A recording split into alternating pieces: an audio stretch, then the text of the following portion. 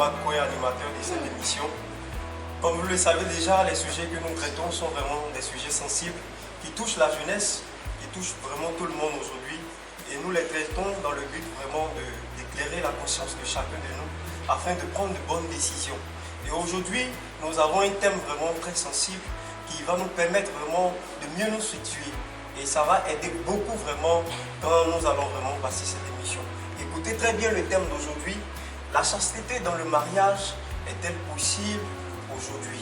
C'est bien évidemment notre sujet. Donc vous qui êtes chez vous, prenez place et installez-vous bien. Nous sommes avec des invités vraiment remarquables et un public chaleureux. Voilà, je suis sur ce plateau avec M. Sofoudé. Bienvenue sur notre émission. Je suis également avec notre très chère maman Hermine. Voilà, nous sommes ravis de vous avoir sur notre plateau. Notre technicien, Ouattara, bienvenue aussi sur notre plateau. Et maman Sofoudé, encore bienvenue. Nous remarquons que c'est le couple qui est sur le plateau. Et c'est vraiment un honneur pour nous, cher public. Je voulais infiniment que vous ovationniez. Voilà. Aujourd'hui, la chasteté, est-ce qu'elle est possible jusqu'au mariage? C'est notre thème d'aujourd'hui. Et la question que je voulais poser, tout premièrement, d'abord, c'est le fait de vivre la chasteté jusqu'au mariage, qu'est-ce que ça représente pour vous? À vous qui dites qu'il est important de vivre la chasteté jusqu'au mariage, qu'est-ce que ça représente pour vous? Ok, merci, Oui. monsieur l'animateur. Pour moi, la chasteté est possible et c'est important puisque nous sommes dans un milieu religieux et les commandements de notre Seigneur nous amènent aussi à être chaste, à s'abstenir de tout avant le mariage. Je pense que c'est possible et c'est important. Wow. Ok, maman, si vous voulez ajouter quelque chose? Moi, que c'est normal. Une fille et un garçon jusqu'à ce qu'ils se marient. Parce que ça fait l'honneur aussi de la famille et aussi de son Dieu qu'il attend. Parce que les parents, même quand tu entends que ton enfant vient tout présenter, un jeune aussi qui devient bon, c'est bon encore. En dehors du mariage, c'est même pas joli à voir. Donc quand ton enfant s'écarte jusqu'au mariage même, ça fait le bonheur de la famille. Merci maman. Ce débat sera vraiment lancé et nous sommes aussi avec des personnes qui ne sont pas d'avis avec ceux qui pensent que la chasteté doit être pratiquée jusqu'au mariage.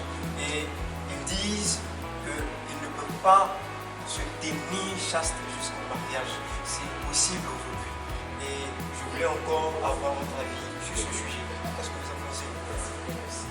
Oui. Oui, élevez un peu le Vraiment, ton que... c'est pas sûr que la vie terminale, Oui. une fille peut aller jusqu'au mariage. Et puis elle est toujours chaste, elle est toujours vierge. C'est possible. Ah bon? Waouh! Avant, je suis d'accord, mais la vie d'aujourd'hui, Oui. avec ce qu'on voit, tout ce qu'on dit aujourd'hui, Oui. c'est possible, je suis pas d'accord. Waouh! Waouh! Waouh! Waouh! Ok, maman, si vous avez quelque chose à ajouter à ce que je dis. Bon, moi, je ne suis pas d'accord parce que le jour d'aujourd'hui, les hommes d'aujourd'hui, il y a ce qu'ils disent et puis arrivé au foyer, ils cherchent même, ils sont autre personne. Donc moi, je préfère vivre avec mon mari avant d'aller à la mairie. Waouh! Ça relance déjà et nous voyons vraiment de l'animation. Aujourd'hui, je pense qu'il est important de vivre déjà, d'en prendre connaissance, de pratiquer et après on verra pour le mariage. Et ça, c'est leur avis et les avis sont partagés. Nous savons que vraiment cette émission sera une réussite.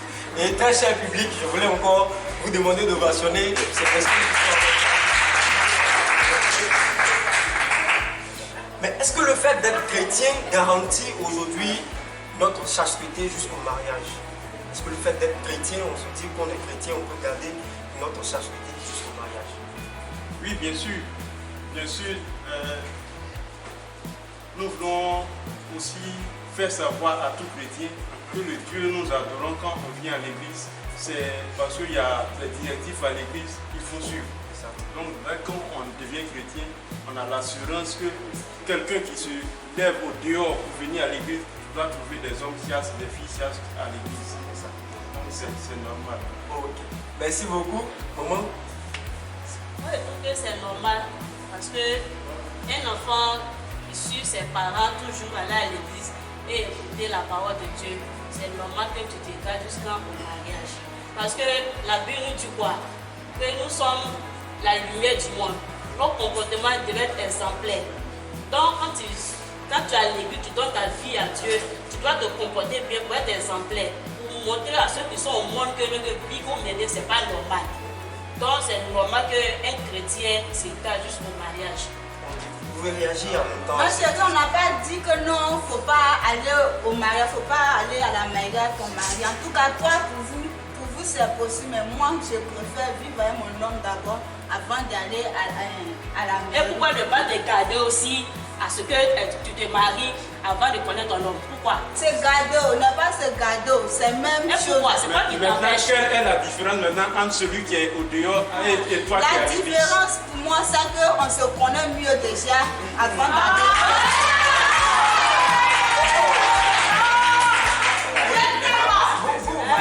Non, mais en tant qu'un chrétien, tu n'as pas le droit à faire ça.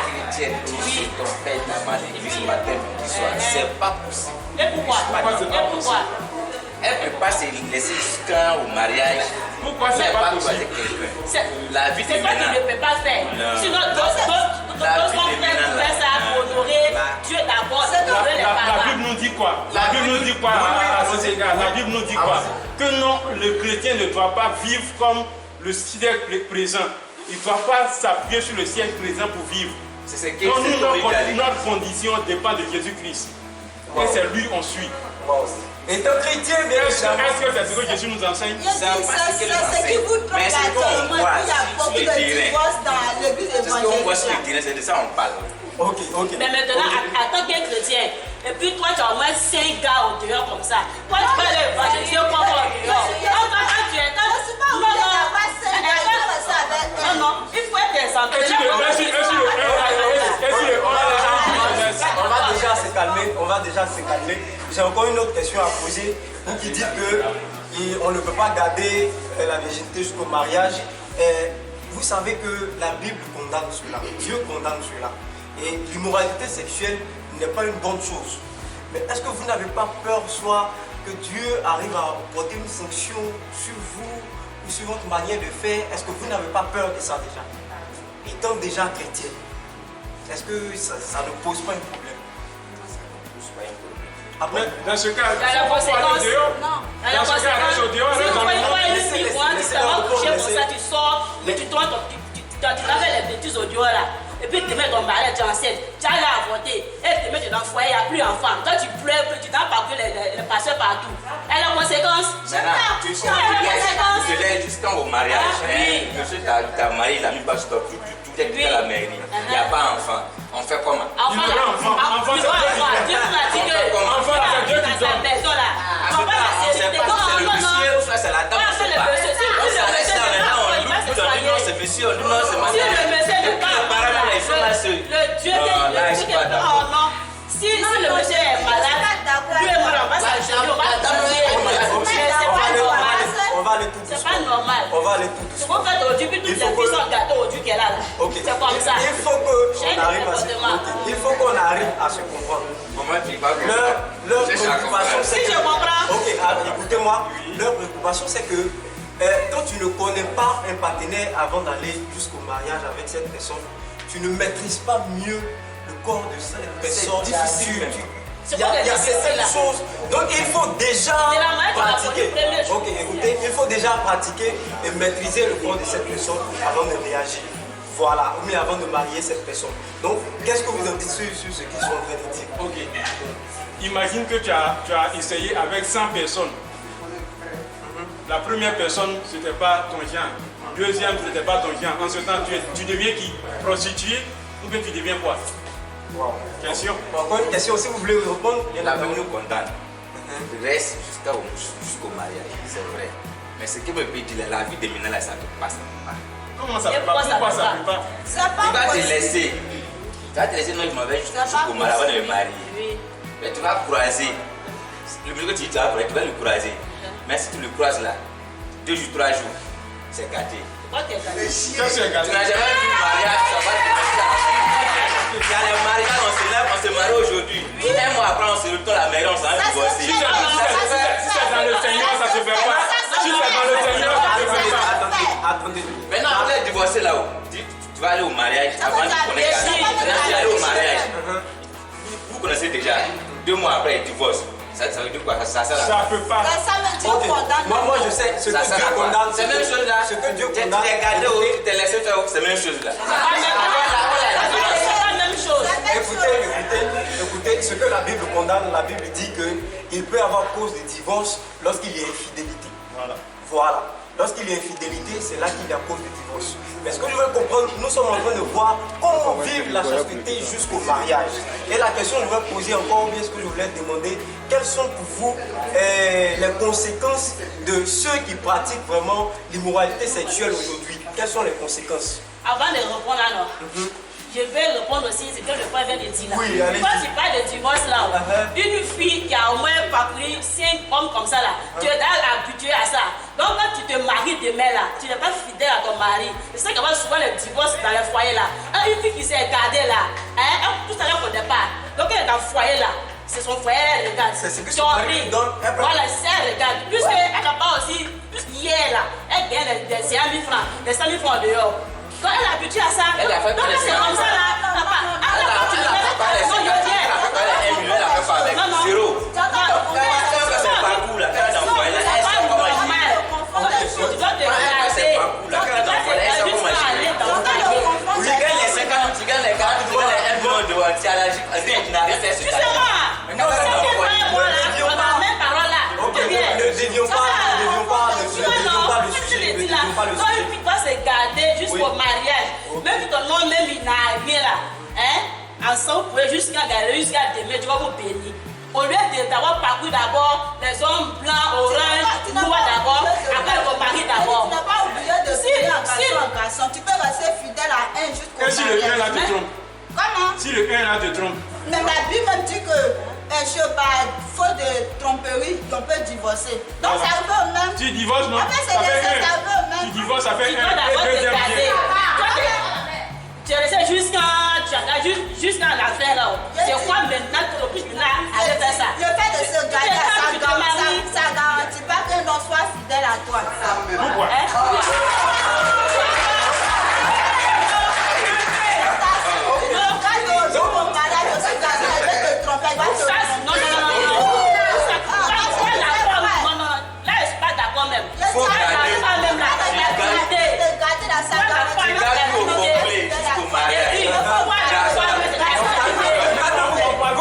De femmes seules.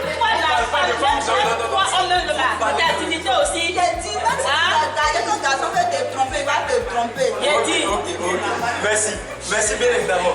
Je vais récapituler vraiment le sujet afin qu'on ne se perde pas très rapidement. Nous sommes à la fin de l'émission. Vous pensez vraiment que vivre l'immoralité sexuelle, c'est déjà très bon parce que rien ne garantit si tu restes vierge ou tout et tout, ça ne garantit rien. Rien. C'est votre position. Et vous soutenez vraiment qu'il faut rester ça jusqu'au mariage parce qu'il y a beaucoup d'avantages. Tu n'es pas encore développé moralement et puis c'est ton homme que tu connais ou bien c'est ta femme que tu connais et vous les pratiquez ensemble. Ce sont les esprits qui sont un peu différents qui sont là. La dernière question que je vais vous poser, qu'est-ce qu'on doit retenir selon vous? Est-ce qu'il faut toujours continuer à pratiquer l'immoralité sexuelle, connaître d'abord plusieurs pour ne pas se perdre quand on va rentrer en couple? Est-ce que vous me dites? Très rapidement, nous sommes à la fin de notre émission. Ce qui me peut dire sur ce côté-là. Ce qu'on est en train de parler là, c'est pas si maman ne veut pas comprendre. Tu peux laisser tout. Lui qui se prend partout là. Tu vas rentrer dans le foyer. Mais ça dépend. Elle peut garder son foyer, bien que toi tu as te laissé jusqu'au mariage là. Elle peut garder pour elle te comprendre. Voilà. Garder en comment? Elle garde le Mais toi, foyer. je te dis quoi? C'est ton homme que tu l'as croisé. Tu n'as jamais croisé un homme encore. D'accord, c'est lui qui est là. Tu les regardes. Celle-là, elle s'est promenée, ça lui-même s'est promené. Ils sont là aussi. Il y a une manière de vivre. Ceux qui n'ont rien, ceux qui n'ont jamais utilisé ça là, il y a une manière aussi. C'est maintenant que vous avez à apprendre ça. Les difficultés là, ça mais ceux qui ont fait ça longtemps là, et sa femme, faire la chose. Ok, merci. Qu'est-ce que vous retenez très rapidement? Ok, je voulais dire juste que la chasteté est importante parce que moi-même j'ai écouté l'histoire d'un jeune. Il avait plus de 35 ans quand il se mariait et il a témoigné, ses parents même ont témoigné qu'il était encore chaste. Donc ça peut exister encore. Les gens peuvent être chastes jusqu'au mariage. Et les avantages sont nombreux. Il a la fidélité, la confiance et la bénédiction de Dieu. Ok. Bien évidemment, merci. Nous sommes au thème de notre émission. Ce que je voulais dire très rapidement pour essayer de conclure, notre pasteur très cher, le révérend Kambo Nazaire, va terminer pour nous éclairer à ce sujet. Mais ce que nous devons retenir, pour certains, ils pensent qu'il faut maîtriser déjà cette vie de peut-être immoralité sexuelle pour mieux maîtriser le foyer plus tard. Et pour certains, il faut se garder jusqu'à la fin et Dieu bénira le couple. Et certaines personnes auront même à apprendre ces choses dans la continuité. Donc que Dieu vous bénisse. Nous sommes toujours à notre émission Disons-nous la vérité. Au revoir. Shalom encore à nos bien-aimés qui nous suivent depuis leur position. Shalom aux enfants de Dieu qui nous suivent sur les réseaux sociaux. Que la grâce de notre Seigneur soit sur vous. Le thème d'aujourd'hui est la chasteté jusqu'au mariage. Est-elle encore possible? Est-ce qu'on peut rester sage jusqu'au mariage?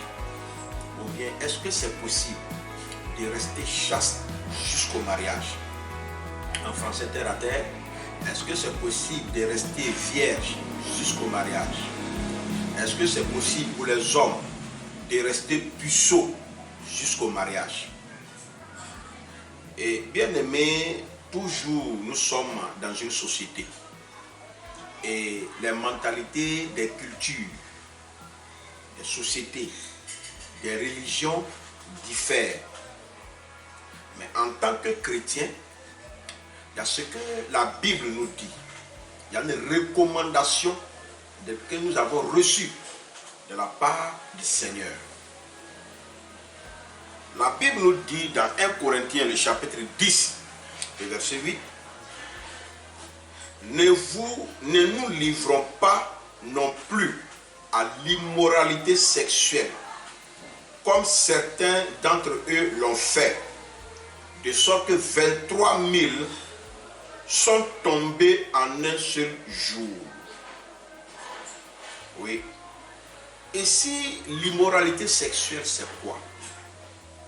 C'est pas le fait d'avoir des rapports sexuels, simplement. Celui qui est marié légalement, celui qui est marié, quand il a les rapports sexuels à sa femme, des rapports sexuels recommandés, oui, je dis recommandés, ce n'est pas de l'immoralité. La Bible n'appelle pas ça l'impudicité. La Bible appelle ça l'amour dans le foyer. Mais est-ce qu'on peut rester vierge?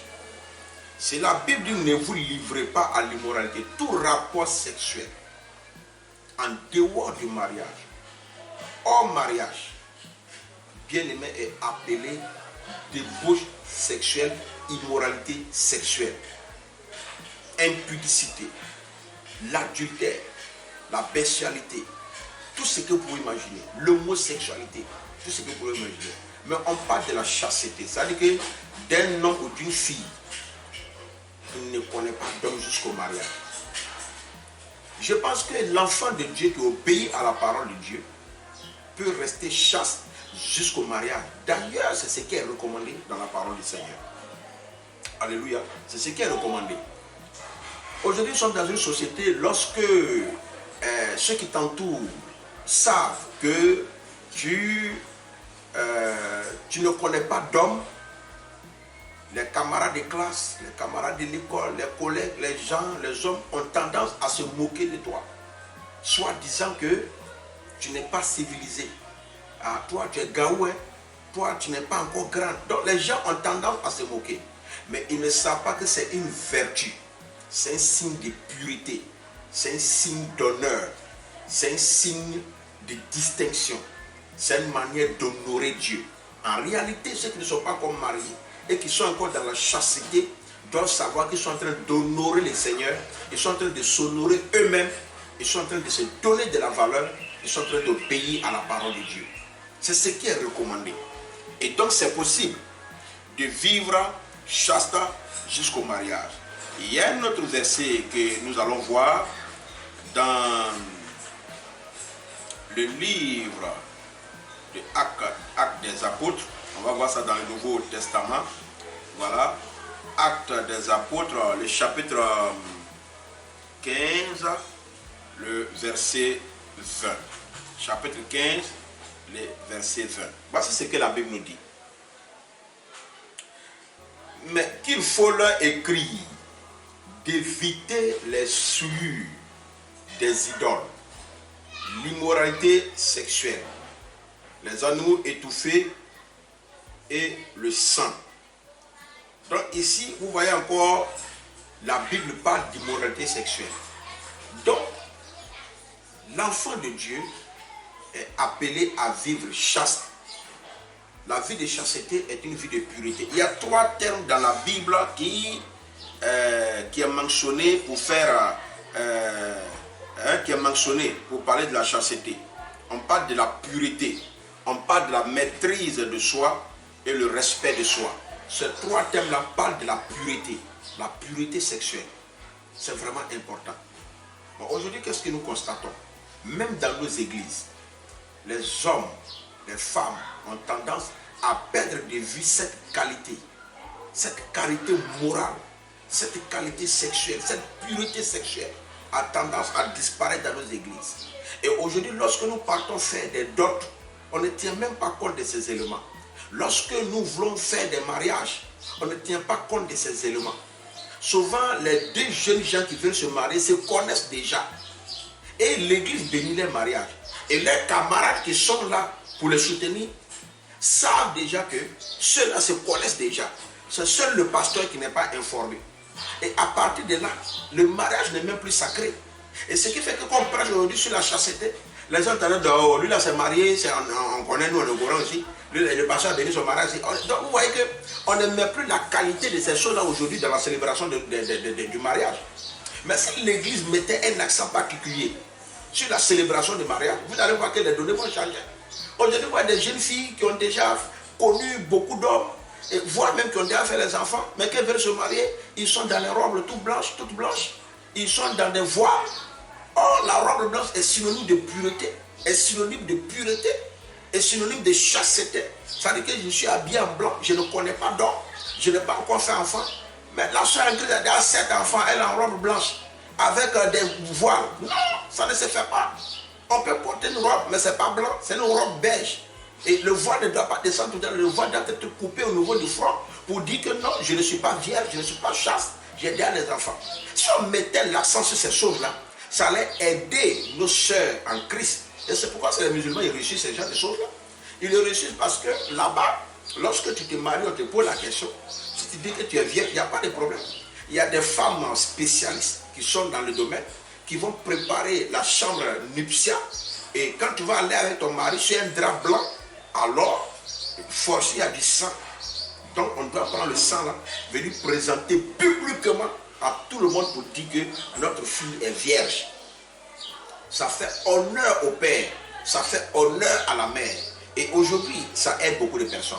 Malheureusement, avec la science, surtout au Maroc, nous avons vu des femmes aller faire des chirurgies pour devenir vierges.